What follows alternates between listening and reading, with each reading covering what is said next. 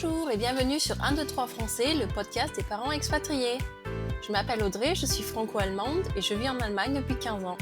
Je suis maman de 2 enfants nés en Allemagne et qui grandissent avec 2 langues, l'allemand et le français. Je suis professeure de français langue étrangère et langue maternelle. En 2022, j'ai lancé les Franco-Expats pour permettre aux enfants francophones de Cologne et de l'étranger de garder un lien actif avec la langue française ainsi qu'avec la culture francophone. Aujourd'hui, je lance le podcast 1, 2, 3 Français afin de donner la parole aux parents expatriés sur leur expérience de l'éducation bilingue au quotidien de leurs enfants. J'accueillerai aussi des professionnels qui apporteront des conseils et donneront des idées pour soutenir ces familles expatriées. Bonne écoute!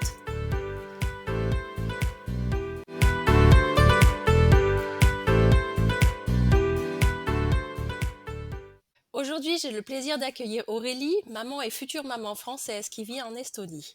Elle est mariée à un Allemand et elle va nous parler de cette transmission des langues dans sa famille, ainsi que des stratégies qu'elle met en place pour soutenir l'apprentissage du français chez son enfant. Bonjour Aurélie. Bonjour. Ça va? Oui, ça va bien, merci. Alors, est-ce que tu peux te présenter? Alors donc, je m'appelle Aurélie, j'ai 43 ans, je suis donc française, j'habite en Estonie, dans la ville de Pärnu précisément, depuis 5 ans. Ça fait maintenant 20 ans que j'ai quitté la France. Avant l'Estonie, j'ai vécu à Londres, en Angleterre, et à New York, aux États-Unis, où j'ai rencontré mon mari, qui est donc... alors pour lui, il est né en Estonie, il est né à Pärnu même. Et il a déménagé en Allemagne en 1989, donc il avait 9 ans. Et il est parti aussi vivre aux États-Unis il y a 20 ans. Donc c'est ensemble qu'on a mené ce projet d'emménagement en Estonie et de projet de famille aussi. En sachant qu'en ce qui le concerne, il est trilingue allemand, estonien, anglais, et que moi je suis bilingue français-anglais.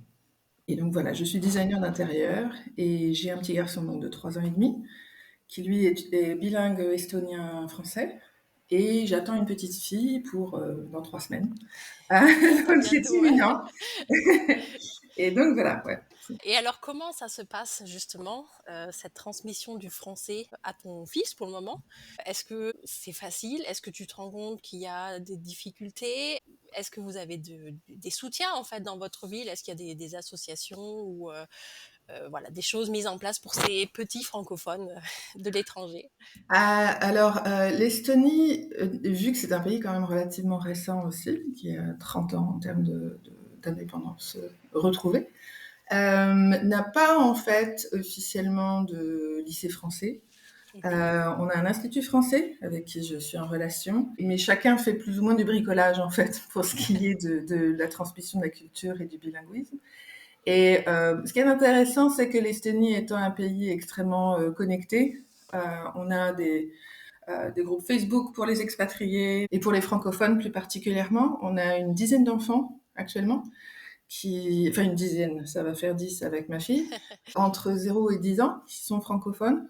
Et donc il y a une petite communauté qui s'entraide et qui met en place disons qu'en discutant avec d'autres parents, on voit les stratégies de chacun vis-à-vis du bilinguisme et de la transmission de la langue.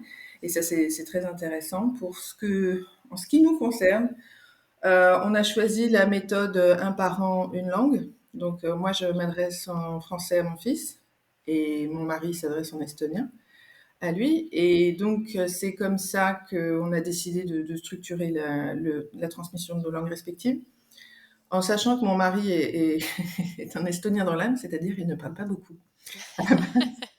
D'accord. Mais l'avantage du système de congé parental en Estonie fait que j'ai pu rester à la maison jusqu'à ce que mon fils... Enfin, je travaille aussi en freelance, donc j'ai aussi le choix de choisir des projets ou de les prendre ou pas. Et donc, j'ai pu rester avec mon fils jusqu'à ce qu'il entre à la maternelle, enfin l'équivalent de la maternelle ici, donc jusqu'à ce qu'il ait 3 ans, parce que je voulais vraiment... en Estonie, on peut commencer la maternelle à 2 ans. Mais je voulais vraiment qu'il ait des bonnes bases en français, puisque maintenant qu'il est à l'école estonienne, bien évidemment, sa langue principale, c'est l'estonien.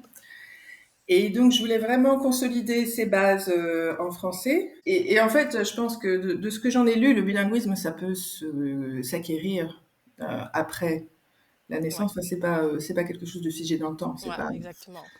J'ai des exemples dans la famille de mon mari, notamment, où des enfants ont appris l'allemand après l'âge de 5-6 ans, parce qu'il n'y avait pas de place disponible, ou la disponibilité du parent germanophone était plus compliquée. Le bilinguisme, c'est quelque chose d'assez malléable, finalement. Et, mais moi, je m'y suis intéressée relativement tôt, je dois dire. Pendant la grossesse de mon fils, je m'y intéressais déjà beaucoup. Et donc moi, les stratégies qu'on a mises en place, donc c'est un parent, une langue, et aussi tout ce qui est... donc mon fils n'a pas eu le droit aux écrans jusqu'à ce qu'il ait 3 ans, mais tout ce qui est médias, radio à la maison, même maintenant qu'il a le droit à regarder la télévision un petit peu chaque jour, c'est exclusivement des contenus en français. Mhm. Parce que c'est assez ironique, parce que l'estonien est une langue avec 1 million de locuteurs, et le français avec plus de 100 millions, je crois. C'est Et vrai, pour autant, exactement. on est la langue minoritaire ici, on vit en Estonie. Donc. Et puis après, c'était aussi le choix de l'estonien en soi, parce que bon, l'ensemble de la famille de mon mari, en dehors de la génération qui est de la même génération que mon fils, où il ne parle pas forcément estonien, tout le monde parle estonien. Et c'était important pour moi que mes enfants parlent estonien, la langue d'origine de la famille de mon mari. Et puisque finalement, on s'est dit avec mon mari aussi que l'allemand, le français, l'anglais, tout ça, enfin, le français non, puisque c'est ma langue, mais les langues secondaires, on va dire, pour nous, ce sont des langues qu'il peut parfaitement apprendre à l'école. Il n'y a pas de... Ouais. Alors que l'estonien ne s'enseigne nulle part en dehors de l'Estonie. Donc, c'était un peu la démarche. Et puis, en ce qui me concerne, maintenant que je l'entends parler estonien et que je connais un peu plus la langue moi-même, je trouve ça très, très intéressant, puisque l'estonien n'est même pas une langue indo-européenne, donc ça n'a rien à voir avec les autres langues. Et je trouve très intéressant, ne serait-ce que pour le développement de sa pensée, qu'il puisse parler des langues qui n'ont absolument rien à voir l'une avec C'est l'autre. vrai, hein. Ouais. Mm, mm. Et donc, tu m'avais dit que tu voulais aussi tu étais en contact avec l'Institut français pour monter un groupe, faire voilà, des activités justement pour cette petite dizaine d'enfants francophones. Oui, voilà, exactement. Alors, ce qu'on a remarqué, enfin, moi, je me suis intéressée à la question puisqu'on a plusieurs familles franco-estoniennes ou franco-irlandaises par nous aussi, qui ont 2 enfants et pour pour le deuxième enfant, c'est un petit peu plus compliqué de parler Okay. le français. Et donc, puisque l'aîné voit que le deuxième galère un peu avec le français, ils se mettent à parler estonien, puisque les aînés en général associent les enfants, enfin les autres enfants, à l'estonien, puisque c'est la situation à laquelle ils font face à l'école ou au jardin d'enfants. Et par association, ils communiquent en estonien avec leur petit frère ou leur petite sœur. Et donc, je me suis posé la question de savoir comment ça allait se passer quand ma fille va arriver. Et c'est une discussion que j'ai très souvent avec mon fils, d'ailleurs. Il me demande souvent quelle langue elle va parler, la petite sœur, et tout ça. Mais je lui dis, bah, écoute, ce sera à toi de lui parler la langue que tu préfères. Mais je lui dis en sachant que, bah, avec maman, elle parlera français aussi, enfin, dans la mesure du possible. Et donc, je crois qu'il est en train de réfléchir à la question. Intéressant, Et, n'empêche, hein. mais c'est là que je me suis dit, c'est vrai que c'est dommage de voir qu'avec avec Morgane, donc avec mon fils, ça a été tellement simple et ça lui est venu tellement naturellement que de me dire, bon, bah, ce serait bien de mettre en place quelque chose que je ne sois plus le locuteur principal français, mais qu'il puisse s'exprimer en français avec d'autres enfants dans un cadre un petit peu différent que celui de la maison, qui n'associe pas seulement le français à, voilà, quand moi quand je parle avec mes parents en vidéo, ou quand ils sont là, et oui, et créer une communauté dans laquelle le français est un outil indépendamment de moi, en fait. Et c'est pour ça que j'ai contacté l'Institut français au départ, puisque j'ai une amie à Tallinn, la capitale de l'Estonie, donc, qui est, elle, maman de 4 enfants, qui sont tous bilingues estonien-français. Mais bon, ils sont beaucoup plus âgés maintenant. Je crois que l'aîné de ses fils doit avoir 35 ans. Et c'est elle qui m'a dit que bah, tu devrais contacter l'Institut français, leur demander s'il y a moyen d'organiser des activités, des trucs. Et donc, on s'est rencontrés mi-janvier avec la coordinatrice de tout ce qui est cours de langue et apprentissage du français, etc. Et donc, elle est venue à Parnou. On a fait une petite soirée où on s'est rencontrés, tous les parents. On était, je crois, sur 6 familles, on devait être 5. Et donc, les enfants ont pu parler. Alors, c'était très drôle parce que, bien évidemment, entre 10 et tout petit, Les enfants d'une dizaine d'années étaient super excités, n'arrêtaient pas de parler. Enfin, ils étaient tellement dans la joie de pouvoir partager leur connaissance du français, de pouvoir le parler. Et oui, et clairement dans un contexte différent que le contexte familial. Et ça, c'était très jouissif pour eux, très clairement. C'est chouette, ouais. Et donc là, j'attends le retour de Juliette, la personne qui s'occupe de ça à l'Institut français, pour que l'on organise quelque chose peut-être d'hebdomadaire. Parce qu'à Tallinn, il y a des activités hebdomadaires pour les enfants, mais c'est organisé le samedi matin et Parkno est à 2 heures de route de Tallinn. Ah oui, quand Alors, même, oui. c'est pas gigantesque, ça se fait très bien, mais avec des enfants, ça demande pas mal de coordination. Et surtout que la majorité des familles ont 2 enfants, donc je dirais quand ils ont 8 et 10 ans, c'est probablement gérable. Mais bon, il faut quand même l'élever un samedi matin à 7 heures Eh pour oui. aller Puis toutes les à semaines en Tallinn. plus. Et voilà, et après une semaine d'école, et pour les plus petits, c'est encore plus compliqué à gérer. Oui. Alors, on espère dans quelques années, normalement, on doit avoir un train rapide qui passera de Tallinn à Parnou en 45 minutes, donc ce sera déjà nettement plus gérable. Mais en attendant, c'est vrai que on est en train d'envisager avec l'Institut français potentiellement quelqu'un qui viendrait une fois par mois pour faire un atelier avec vraiment un suivi pédagogique pour essayer de voir aussi les besoins de chacun, parce que c'est quand même une tranche d'âge très vaste. Oui, oui.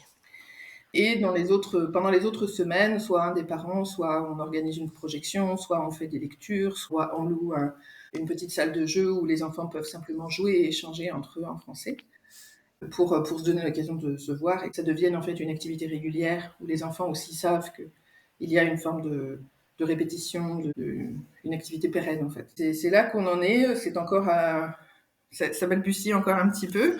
Pour en avoir discuté avec l'Institut français, la personne qui en est responsable m'a dit c'est vrai que vu qu'il n'y a pas encore de structure officielle et qu'il n'y a pas d'école française exactement en Estonie, c'est vrai que tout le monde fait un peu du bricolage finalement.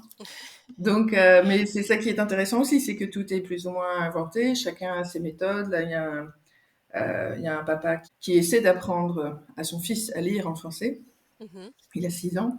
Et moi, ça faisait partie des problématiques qui m'intéressent aussi, puisque je suis ravie que Morgane parle très très bien français, mais il est important que d'une part de le maintenir, et d'autre part de voir comment on peut lui enseigner l'écriture et la lecture en Eh oui, français, puisque eh oui. l'estonien est extrêmement phonétique, donc c'est très très simple.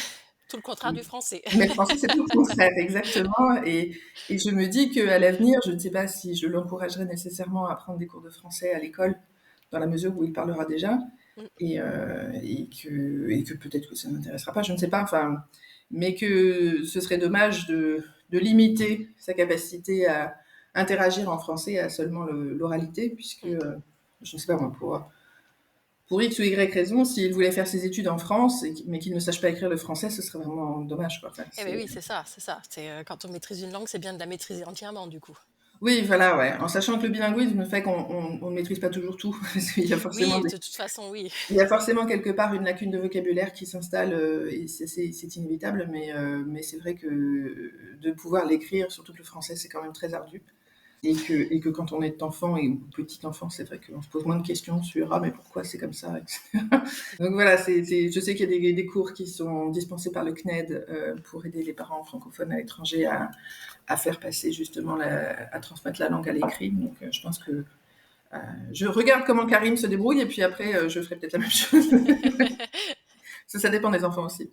Oui, c'est ça. Une méthode va convenir à un enfant, une méthode non. Il faut aussi trouver vraiment la bonne méthode. Comme tu dis, il y a le CNED, il y a beaucoup de cours en ligne qui se font maintenant pour apprendre à lire et à écrire en français. Mais voilà, il faut que ce soit aussi adapté bien que ce soit adapté aux enfants, évidemment, mais tous les enfants n'adhèrent pas.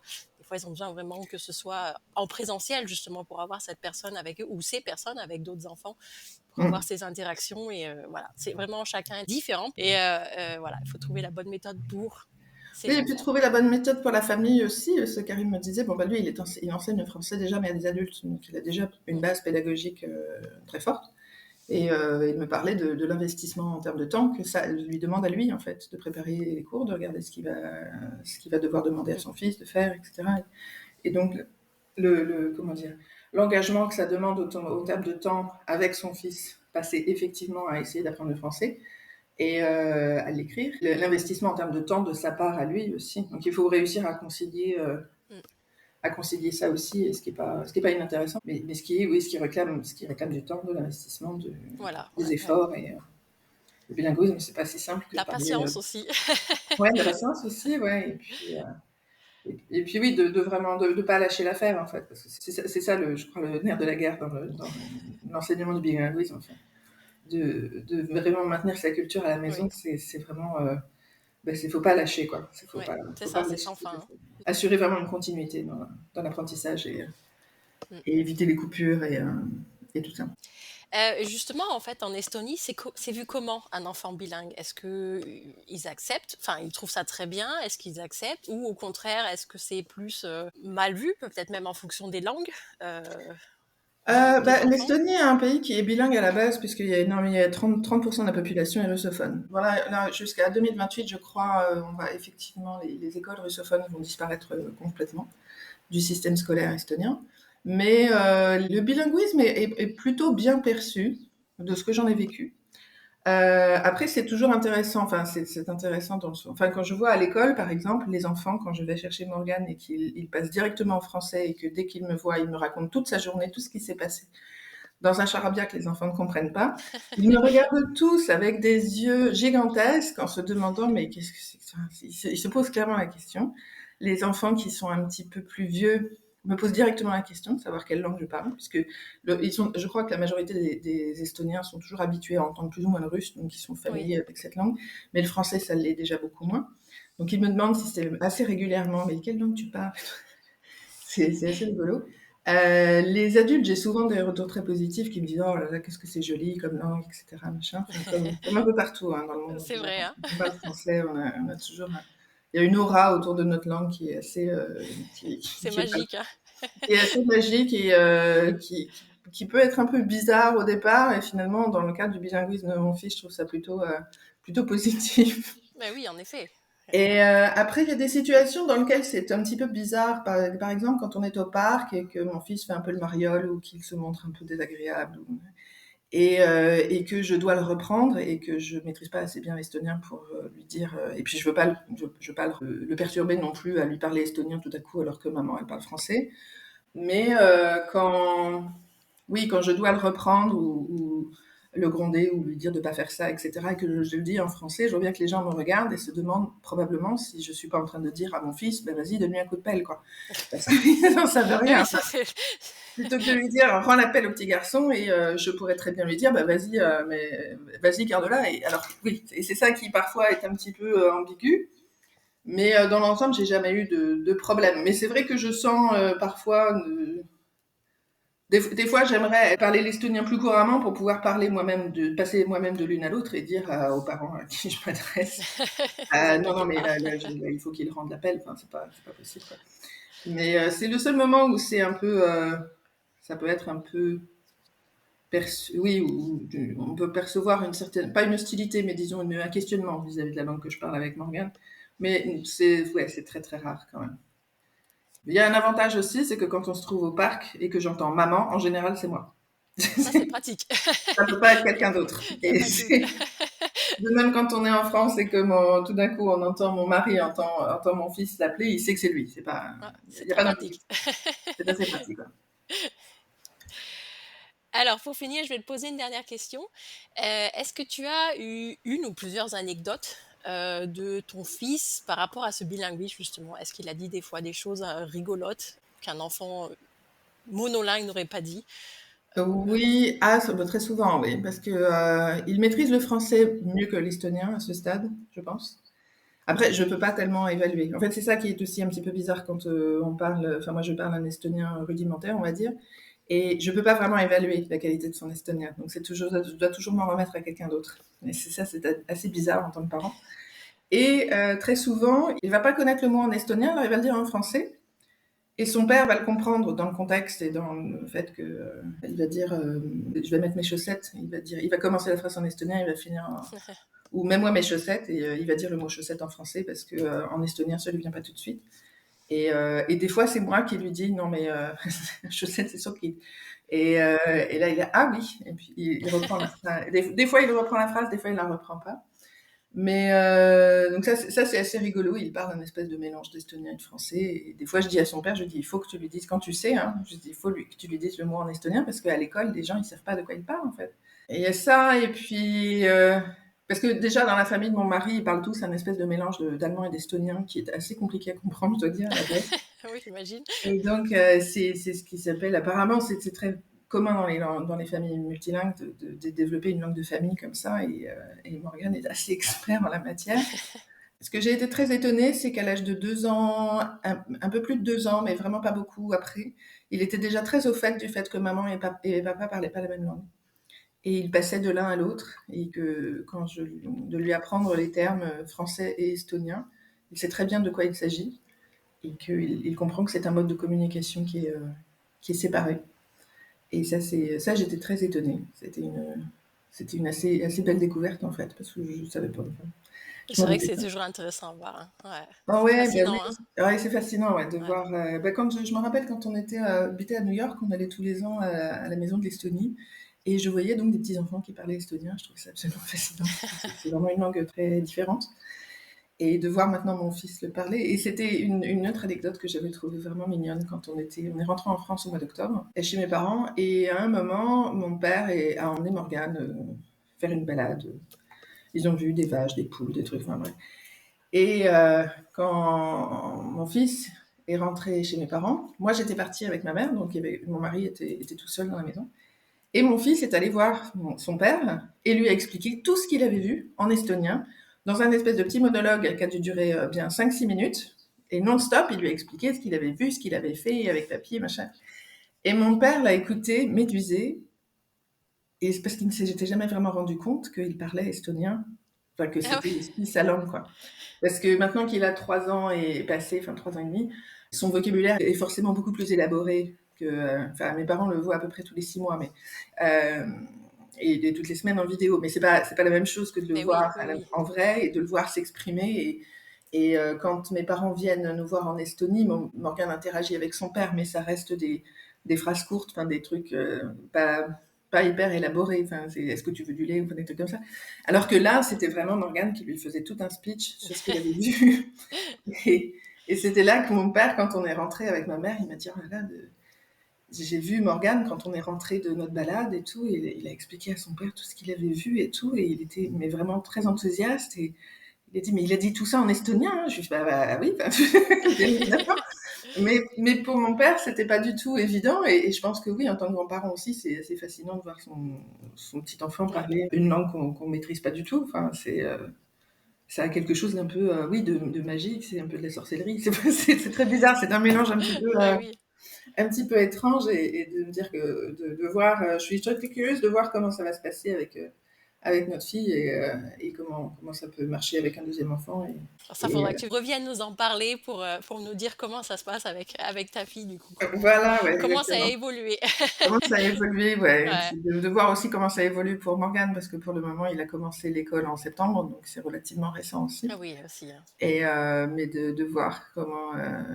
Je vois qu'il est quand même, il reste très attaché au français quand même. Donc, C'est déjà bien. oui, voilà, ouais, c'est déjà bien. Mais après, il est très bavard aussi comme petit garçon, donc c'est vrai que ça aide aussi, je pense.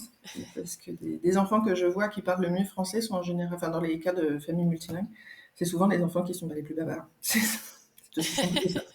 Et bah, du coup, merci. On a fini pour aujourd'hui. Donc, je te dis merci pour ce beau témoignage. Pas de quoi. Voilà. Je te Merci à réinvite toi. volontiers, en effet, dans ouais, quelques années, du coup, quand ta fille saura parler pour Oui, voir voilà. l'évolution. Je pense que ce Voilà, serait ouais. très intéressant.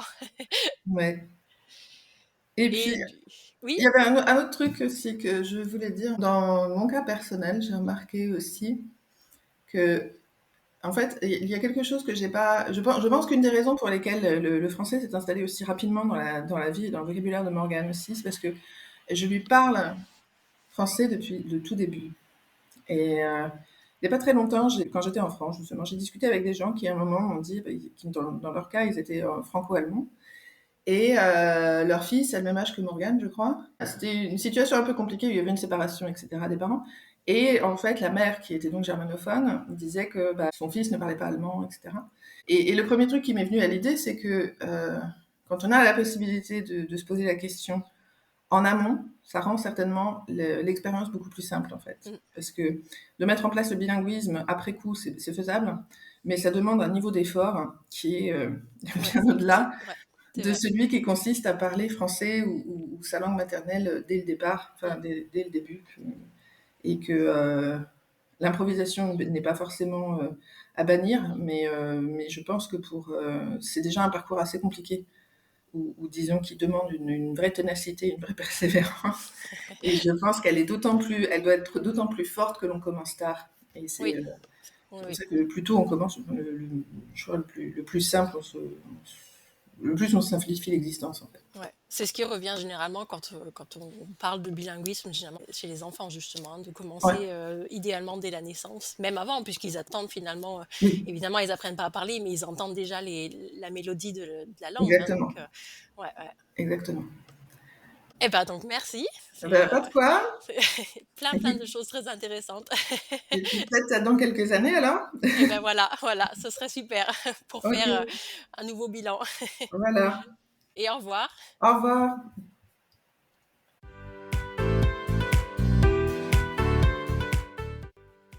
J'espère que cet épisode vous a plu et je vous donne rendez-vous bientôt pour un nouvel épisode. N'hésitez pas à me partager en commentaire vos impressions et vos questions. À bientôt!